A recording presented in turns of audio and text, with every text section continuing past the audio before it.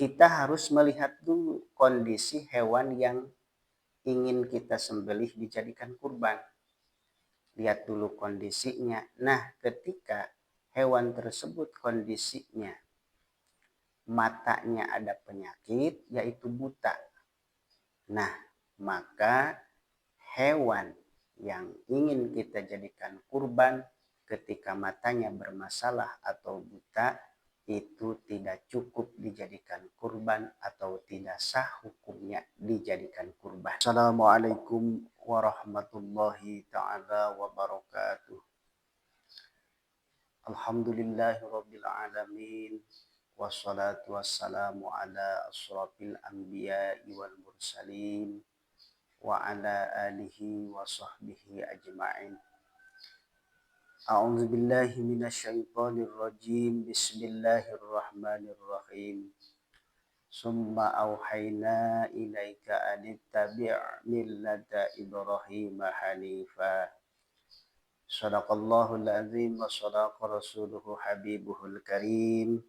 Wa nahnu ala zalika minasyahidin wa syakirin. Walhamdulillahi rabbil alamin. Saudara-saudara YouTube, alhamdulillah pada kesempatan yang berbahagia ini kita dipertemukan kembali di channel Saung Ilmu. Mudah-mudahan kita semua selalu ada dalam naungan ridho maghfirahnya Allah Subhanahu wa ta'ala.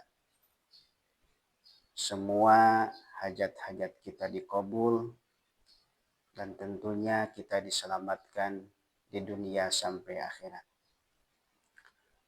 Saudara-saudara YouTube, kemarin kita alhamdulillah sudah membahas tentang hewan-hewan yang bisa dijadikan kurban. Maka untuk selanjutnya kajian kali ini insya Allah akan membahas kondisi atau keadaan hewan yang sah dijadikan kurban. Tapi seperti biasa sebelum saya melanjutkan kajiannya terlebih dahulu, insya Allah saya akan membacakan dulu lafadznya dan referensinya masih sama dari kitab Fathul Qorib, yaitu sarahnya Syekh Muhammad bin Qasim Al-Ghizi dan matannya Syekh Ahmad bin Husain As-Sahir bi Abi Sujah. Sengaja saya berikan referensinya atau tunjukkan referensinya tiada lain tiada bukan supaya kajian ini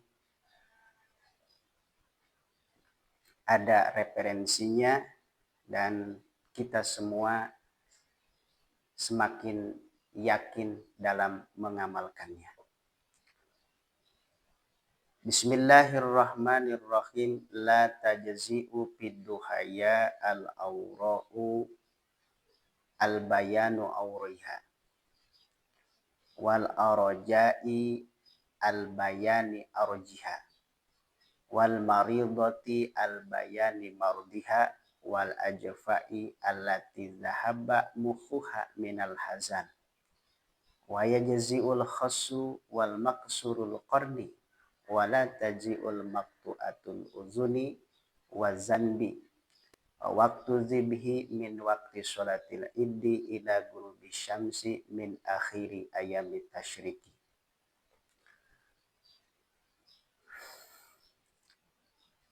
Wa istahabu wallahu a'lam bimurad bidzalik. Alhamdulillah secara lafaznya telah kita baca dengan secara bersama, maka untuk selanjutnya kita alihkan kepada bahasa Indonesia. Untuk itu sebelum saya melanjutkan, saya mohon maaf yang sebesar-besarnya apabila kajian ini tidak sesuai dengan yang kita 7. Bismillahirrahmanirrahim. La tajzi'u pihduhaya al-awra'i al-bayani auriha. La tajzi'u tidak cukup berkurban. Al-awra'i yaitu hewan kurbannya dalam keadaan buta. Al-bayani auriha dan jelas butanya. Kita contoh berkurban dengan kambing, berkurban dengan domba, berkurban dengan sapi, atau berkurban dengan onta. Nah, kita harus melihat dulu kondisi hewan yang ingin kita sembelih dijadikan kurban. Lihat dulu kondisinya. Nah, ketika hewan tersebut kondisinya matanya ada penyakit, yaitu buta. Nah, maka hewan yang ingin kita jadikan kurban ketika matanya bermasalah atau buta, itu tidak cukup dijadikan kurban atau tidak sah hukumnya dijadikan kurban.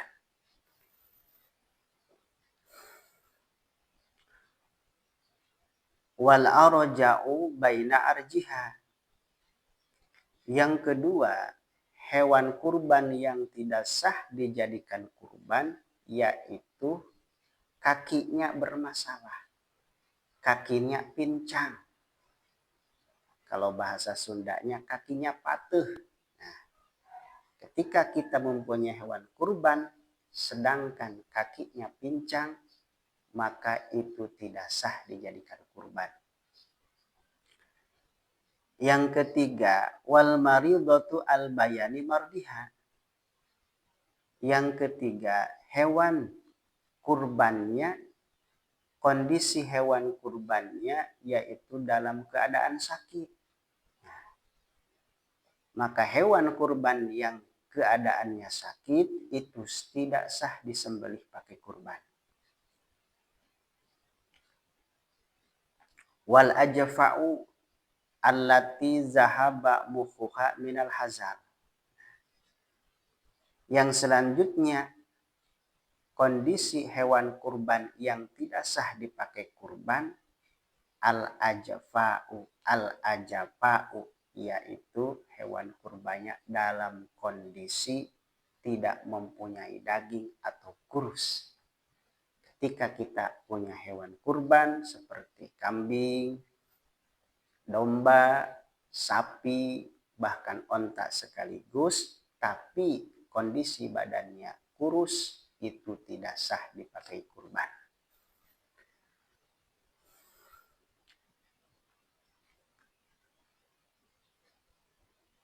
Wa yajzi'ul khassu wal maksurul qarni. Bagaimana kalau kita mempunyai hewan kurban sedangkan hewan kurbannya telah dikebiri ataupun disterilisasi, yaitu telah dikebiri atau disterilisasi. Nah, sah apa enggak dipakai kurban? Wayaji'ul khassu, dan cukup hukumnya atau sah hukumnya al khassu berkurban dengan menggunakan hewan yang telah dikebiri. Boleh-boleh saja. Wal maksurul qarni, dan cukup melaksanakan kurban hewan kurbannya dalam kondisi tanduknya, misalkan tanduknya bermasalah, tanduknya pecah atau tanduknya potong. Nah, ketika kita mempunyai hewan kurban yang tanduknya bermasalah seperti pecah, seperti potong, nah itu tidak apa-apa, sudah sah dijadikan kurban. Bahkan di sini di dalam syarahnya wa yajzi'u aidon faqidul quruni. Cukup hukumnya, sah hukumnya menjadikan hewan kurban hewan kurbannya dalam keadaan tidak punya tanduk. Alhasil ketika kita berkurban dengan hewan yang tidak punya tanduk, contoh seperti kita berkurban dengan hewan kambing, tapi kambingnya tidak bertanduk, atau berkorban dengan domba, tapi dombanya tidak bertanduk, atau berkorban dengan sapi, tapi sapinya tidak bertanduk, atau berkorban dengan onta, ontanya tidak bertanduk, itu sudah cukup hukumnya atau sah dijadikan kurban.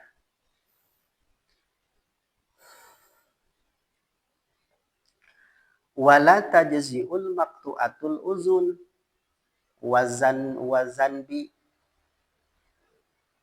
dan tidak cukup hukumnya, tidak sah hukumnya kurban dengan hewan yang tidak mempunyai kuping.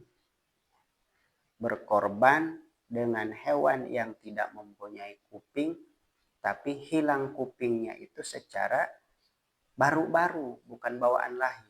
Contoh kita berkurban dengan kambing, sedangkan kambingnya tidak berkuping nih, atau dombanya tidak berkuping. Karena misalkan ada yang menyayat, misalkan ada yang memutuskan kupingnya, nah itu tidak sah hukum korbannya. Tapi bagaimana kalau misalkan kupingnya ini tidak ada dari bawaan lahir, potongnya dari bawaan lahir. Contoh kan seperti domba Garut, itu kan tidak ada kupingnya tapi tidak adanya bawaan lahir. Nah, itu sah dipakai kurban.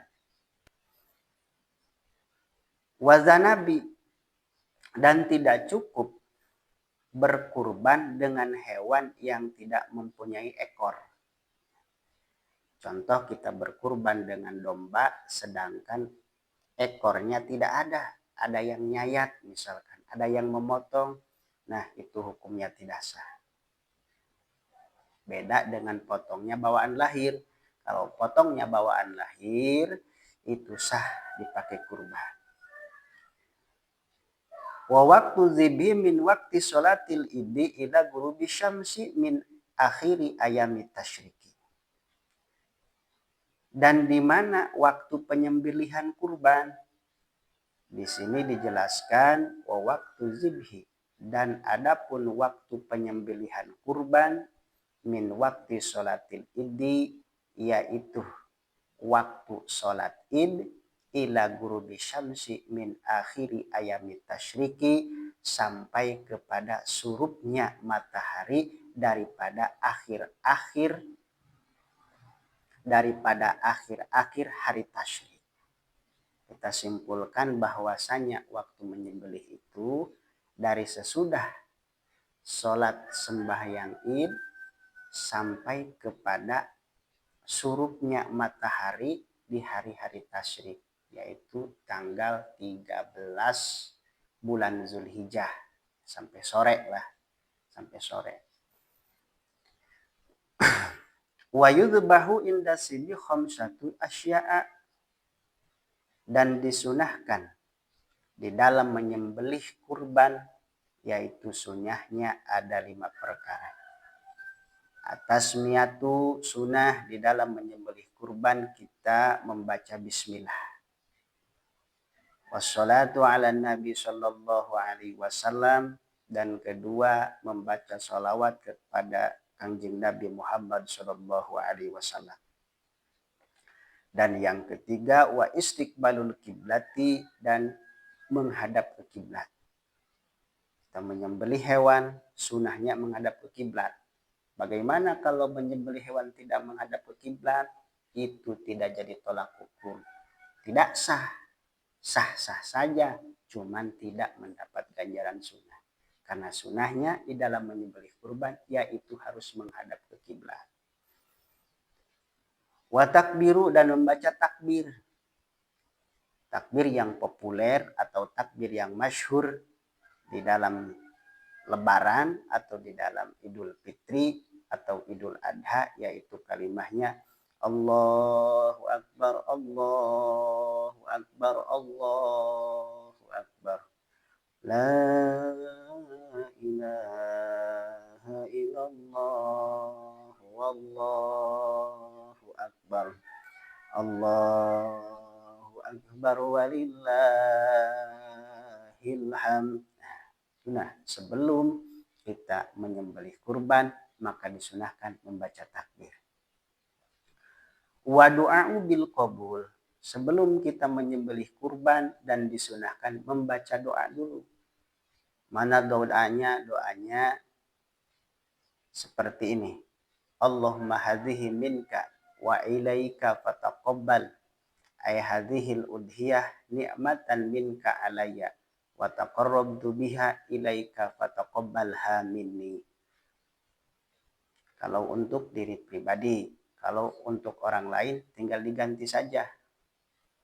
Seperti Allahumma hadhihi minka wa ilaika fataqabbal ni'matan minka alaihi wa taqarrabtu biha ilaika fataqabbalha minhu, misalkan bagi orang lain.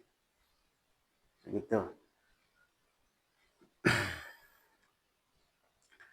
Dan bagaimana kalau korban yang dinadarkan itu dapat gak dimakan dagingnya bagi orang yang berkurban? Contohnya, saya nadar kalau misalkan saya hasil maksud, maka di bulan haji sekarang saya akan menyembelih kerbau misalkan. Nah, kurban yang dinadarkan itu bagi si penadar atau bagi si nadir, bisa enggak, sah enggak memakan daging kurban yang telah dinadarkannya? Di sini bahasanya wala yakulul mudhi syai'an minal udhiyatil manzurati. Wala yakulu, dan tidak diperbolehkan al-mudhi bagi yang berkurban memakan syai'an suatu perkara minal udhiyah daripada kurban al-manzurati yang dinadarkannya. Disimpulnya, ketika orang melaksanakan kurban sedangkan kurbannya yang dinazarkan, maka tidak diperbolehkan memakan daging kurbannya.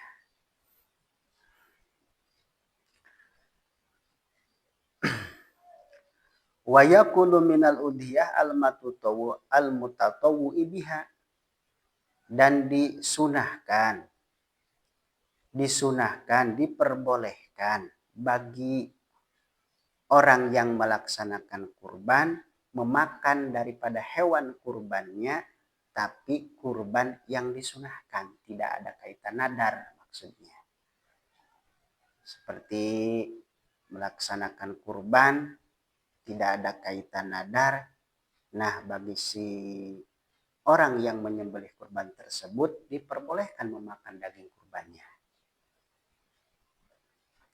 Wala yabi'u minal udhiyah, dan tidak diperbolehkan, bahkan diharamkan menjual daripada daging kurban. Nah, ini peringatan bagi kita. Kita misalkan korban atau kita mendapat daging korban dari orang lain, maka haram hukumnya daging korban itu diperjualbelikan. Haram. Wayat amul fuqara wal masakin. Wayat amu, dan di sarahnya wayat amu hatman minal udhiyah al matutawwa ibiha al fuqara wal masakin. Wayat amu, dan berikanlah daging kurban hatman hukumnya wajib al fuqara kepada para fakir wal masakin, dan kepada orang-orang miskin. Jadi memberikan daging kurban kepada orang-orang fakir, memberikan daging kurban kepada orang-orang miskin, itu hukumnya wajib. Rupanya cukup sekian pembahasan daripada seputar keadaan-keadaan hewan yang sah dipakai kurban. kurban dan cara mengaplikasikan kurban. Mudah-mudahan berguna dan bermanfaat khususnya bagi diri pribadi, umumnya kepada kaum muslimin muslimat dimanapun berada. Sekian saja dari saya. Mudah-mudahan yang melihat video ini, menyaksikan video ini, kita semuanya diberikan rezeki yang berlimpah, yang halal, yang mengalir seperti air, sehingga kita bisa melaksanakan kurban di bulan Zulhijjah, tepatnya di hari raya Idul Adha. Sekian dari saya. Wabillahi taufiq wal hidayah. Assalamualaikum warahmatullahi wabarakatuh.